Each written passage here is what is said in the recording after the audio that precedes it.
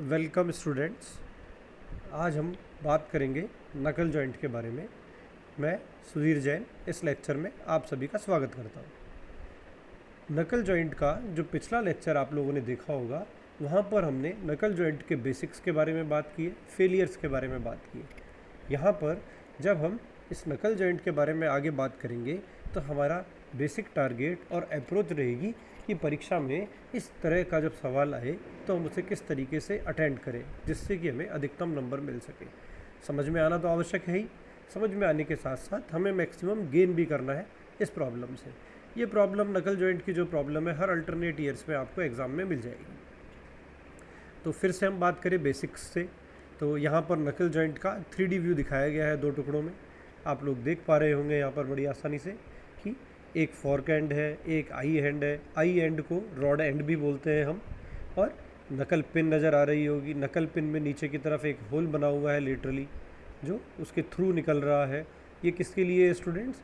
क्योंकि हम जब इस नकल पिन को लॉक करते हैं तो नीचे कॉलर लगा देते हैं और कॉलर में भी इसी तरीके से एक लिटरल होल रहता है, वहाँ पर टेपर पिन लगाकर हम इसे लॉक कर देते हैं। लॉक करने का फ़ायदा क्या है स्टूडेंट्स?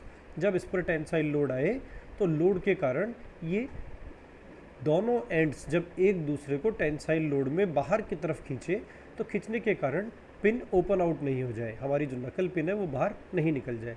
तो इसको रोकने के लिए हम यहाँ पर कॉलर की सहायता से एक टेपर पिन से इसकी लॉकिंग कर देते हैं।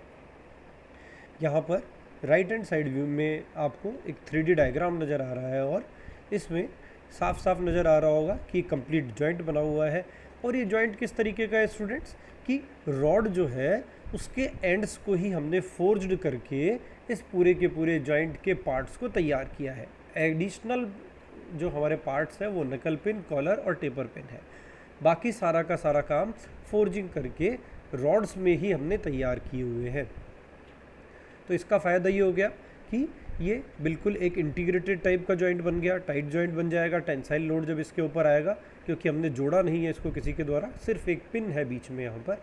अब देखो ये नकल जॉइंट कहाँ काम में आ रहा है स्टूडेंट्स?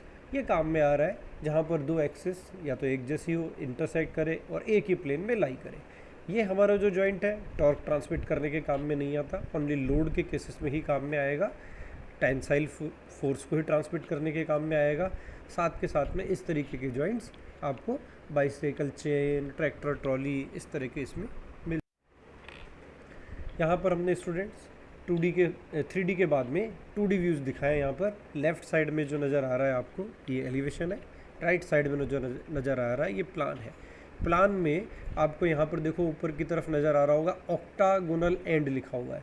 तो यहाँ पर हमने, इसका मतलब ये है रॉड के बाद जब हमने हमारे सिंगल आई एंड या फॉर्क एंड को जब हमने तैयार किया तो उसके आखिरी हिस्सों के ऊपर हमने ऑक्टागोनल शेप को हमने फोर्जिंग के थ्रू यहाँ पर जनरेट किया है। साथ में सेंटर से अगर रॉड की डिस्टेंस अगर हम देखें तो एक साइड में 4.5D है और एक साइड में 4D है, ये नज़र आ रही होगी आपको। और ये जो ऑक्टागोनल हमने बनाया है इसकी टोटल लेंथ जो है वो 1.2D है। और ये जो फॉर्क या हमारी जो रॉड है ये जब अंदर की तरफ चल रही है रॉड के बाद सिंगल आई एंड और फॉर्क एंड, तो इसकी जो डायमीटर है वो सिंगल आई के केस में तो 1.1D है और डबल आई के केस में ये डायमीटर 1.2D है। तो ये बेसिक सारी की सारी डायमेंशंस है, एम्पेरिकली हम इसे मानते हैं। और ये हमारा जो लेक्चर है बेसिकली ये भी एम्पेरिकल रिलेशंस के ऊपर ही बेस्ड है, क्योंकि परीक्षा में जब हम प्रॉब्लम को अटेंड करते हैं तो हम एम्पेरिकल, सबसे पहले तो हम डायमीटर को कैलकुलेट कर लेते हैं रॉड के, और फिर रॉड के डायमीटर के बेसिस के ऊपर सारे के सारे डेटा को एम्पेरिकल रिलेशंस के ऊपर ट्रांसमिट कर देते हैं।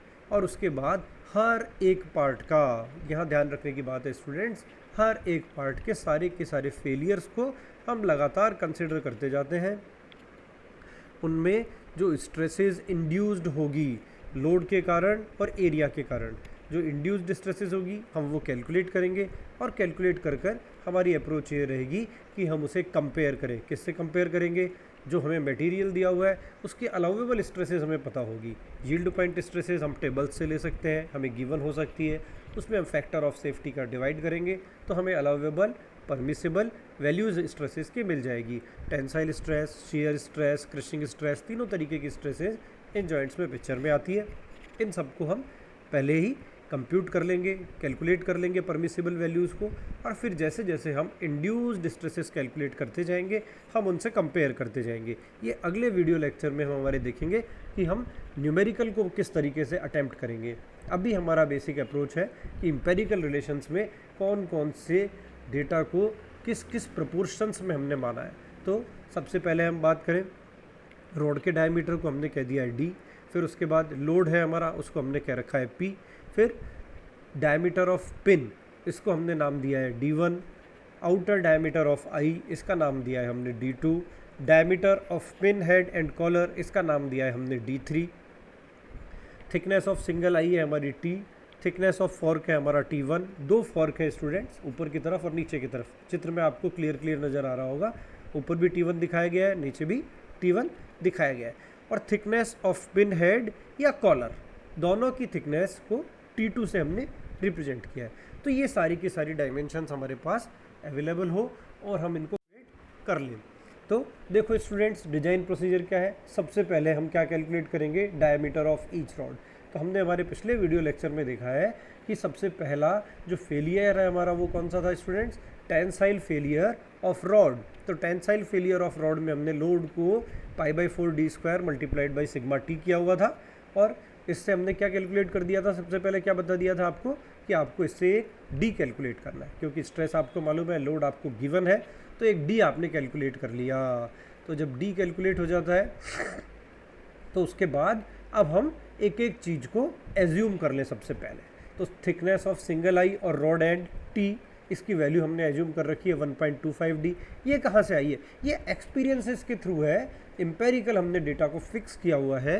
बार बार जब डिज़ाइन करते हैं तो ये वैल्यूज़ इनके आसपास आती है जब हम फेलियर कंसिडरेशन से निकालते हैं। तो इससे हमें ये फ़ायदा हो गया कि हमें एक एक डायमेंशन कैलकुलेट नहीं करनी पड़ी, हम डायरेक्ट उस वैल्यू को वहाँ पर सब्सटीट्यूट कर पा रहे हैं।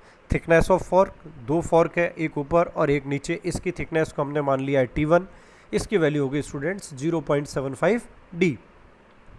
थिकनेस ऑफ पिन हेड और थिकनेस ऑफ कॉलर T2, इसकी वैल्यू होगी स्टूडेंट्स हमारे 0.5D। तो ये तीनों थिकनेसेस हमने मान ली है। अब हमारे पास डायमीटर थे D1, D2, D3। तो D1 diameter of the pin, इसको हमने मान दिया। D1 कितना आ गया स्टूडेंट्स, D के बराबर, D1 = 1D, ये हमने मान रखा है यहाँ पर। तो ये वैल्यू आप कैलकुलेट कर पाएंगे। फिर dimension D2, D3 empirical relation से हमें कैलकुलेट करनी है। कैसे, D2 हो जाएगा 2D या 2D1, क्योंकि D1 जो है D के ही बराबर है, तो हम इसे 2D1 भी लिख सकते हैं और 2D भी लिख सकते हैं। D3 जो है स्टूडेंट्स वो D2 से छोटा है, तो इसको याद रखने का क्या तरीका है, इसकी वैल्यू कितनी है D3 को मैं लिख दूं तो 3D हो जाएगा एक तरीके से, तो 3D1, लेकिन ये वैल्यू D2 से छोटी है तो D2 से बड़ी हो नज़र आ रही है यहाँ पर, तो हम क्या करेंगे, इसको 3/2 कर देंगे। याद रखने का तरीका है, अदरवाइज़ आपको डायरेक्टली याद रखनी पड़ेगी। D3 = 1.5D1 या 3/2D1। तो ये हमने D1, D2, D3 सारी की सारी डायमेंशन को मान लिया है। T1, T2 थिकनेसेस भी हमने मान ली है। अब जब ये सारी की सारी डायमेंशंस हमें नोन हो गई तो अब हमें क्या करना पड़ेगा, अब हमें आई के, सिंगल आई के या रॉड एंड के सारे फेलियर्स को कंसिडर करना पड़ेगा एक एक करके। Tensile failure of single eye, shear failure of single eye, crushing failure of single eye और रॉड एंड, ये तीनों के तीनों फेलियर्स को हम कंसिडर करेंगे और यहाँ से टेंसाइल स्ट्रेस, शेयरिंग स्ट्रेस और क्रशिंग स्ट्रेस को कैलकुलेट कर लेंगे और बाद में इसे कंपेयर करके बता देंगे कि ये जो इंड्यूस्ड वैल्यू है अलाउेबल वैल्यूज से कम होनी चाहिए, तो हमारा जॉइंट सेफ होगा। यदि इंड्यूस्ड स्ट्रेस की वैल्यू अलाउेबल स्ट्रेस से ज़्यादा आ जाए किसी कारण से, तो हमें डायमेंशंस को फिर से बेसिक शुरुआत में जाकर डी पर ही उसे चेंज करना होगा, तब जाकर हम उसके फेलियर को सपोर्ट कर पाएंगे, अवॉइड कर पाएंगे।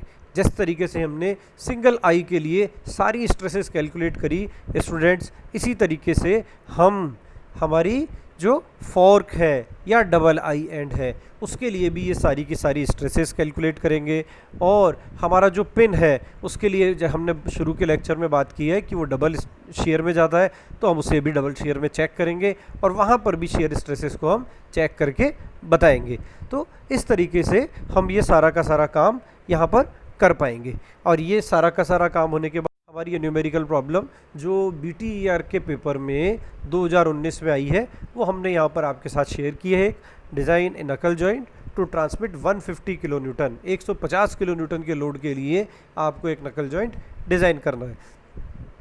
उसके लिए डिज़ाइन स्ट्रेस का मतलब ये कौन सी वैल्यू हो गई, अलाउेबल और परमिसेबल, इसी के ऊपर आपको सीधा का सीधा जाकर पार्ट को डिज़ाइन करना है। तो कितनी दी हुई है स्टूडेंट्स, टेंशन में दी हुई है 75 मेगापास्कल, 60 मेगापास्कल है उसका वैल्यू शेयर में, और कंप्रेशन और क्रशिंग के अंदर इसकी वैल्यू स्टूडेंट्स दी हुई है आपको 150 मेगापास्कल। तो ये प्रॉब्लम हम हमारे अगले वीडियो लेक्चर में कवर करेंगे और आपको बताएंगे कि इस न्यूमेरिकल को किस तरीके से अटेम्प्ट करना है ये। और इसमें एक खास बात और है कि ये जो न्यूमेरिकल जब नकल जॉइंट का आता है तो इसमें आपको डायग्राम भी बनाना है और साथ के साथ में फेलियर्स बताने हैं सारे के सारे। और जनरल परसेप्शन में न्यूमेरिकल 12 साढ़े 12 नंबर से कम नहीं आता और अधिकतम एक पूरा न्यूमेरिकल 17 नंबर का, जैसे 2019 की अगर मैं बात कर रहा हूँ तो ये न्यूमेरिकल वहाँ पर आपको 17.5 मार्क्स का ये एक ही न्यूमेरिकल मिलेगा। तो अच्छा टॉपिक है, बड़ा टॉपिक है और बड़ी आसानी से समझ में आने वाला है, आप इसे बड़ी आसानी से कर सकते हैं। तो वीडियो देखने के लिए बहुत बहुत धन्यवाद।